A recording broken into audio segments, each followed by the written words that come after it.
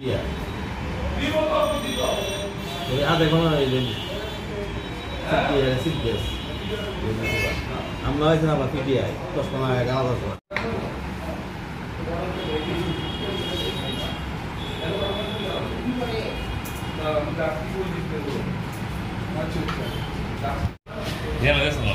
না এনো বাসকুল আছে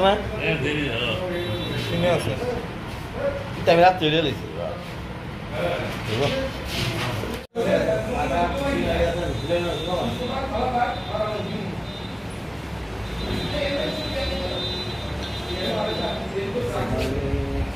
নিউট্রিয়াম লাইক করে পিটালে লেভেল লাগাই তো দিছি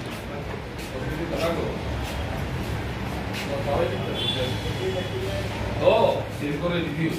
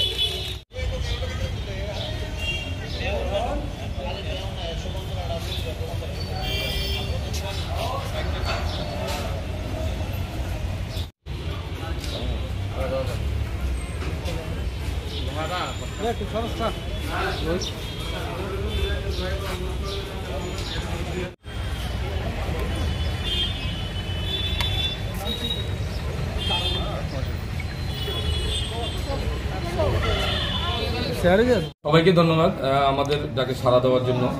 তো অ্যাকচুয়ালি গতকালকে সন্ধ্যার দিকে আমাদের কাছে একটা ইনফরমেশন আছে, আমাদের থানা এলাকায় গান্ধী স্কুল চত্বরে একটা গ্রুপ তারা ইলিগালি ব্রাউন সুগার সেল করছে। এই খবরের ভিত্তিতে আমরা এখান থেকে অফিসারের টিম তৈরি করে আমরা ওখানে পাঠাই। ওখানে কলেজ টিলা যাওয়ার যে আমাদের রাস্তাটা, এখানে গান্ধী স্কুলের নিচে তান্নাকর চৌধুরী তার নেতৃত্বে এখানে 3 জন লোক সাসপেক্টেড ব্রাউন সুগার সেল করছে। এই খবরের ভিত্তিতে আমরা কর্ডন করে এখানে 3 জনকে আমরা ডিটেইন করি এবং তার কাছ থেকে তান্নাকরের কাছ থেকে একটি সাথে পাউচ ব্রাউন সুগারের পাউচ এবং ভায়েলও পাই। তো তাদের 3 জনকে আনার পর আমরা খবর পাই আরও 2 জন লোক ওমেন্স কলেজ এলাকাতে ব্রাউন সুগার সেল করছে। তাদেরও আমরা ওখান থেকে ডিটেইন করে নিয়ে আসি। টোটাল 5 জন লোক এখানে ডিটেইন হয়েছে। তাদের মধ্যে তান্নাকর চৌধুরী, অজয় পাল, অর্জুন সরকার, পিতুষ সরকার, অভিজিৎ সাহা।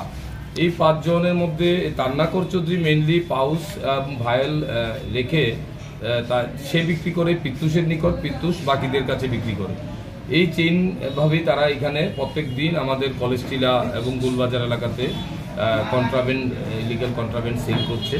তো তাদের তল্লাশি করার পর আমরা যে ভায়েল এবং পাউচ যে সাসপেক্টেড ব্রাউন সুগার ওয়েট করার পর দেখতে পাই এতে মোট 14 গ্রাম ব্রাউন সুগার মজুদ আছে।